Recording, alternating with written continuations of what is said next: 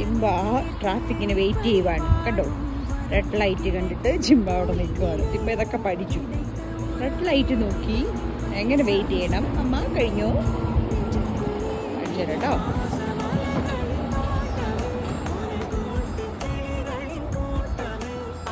Okay, let's go.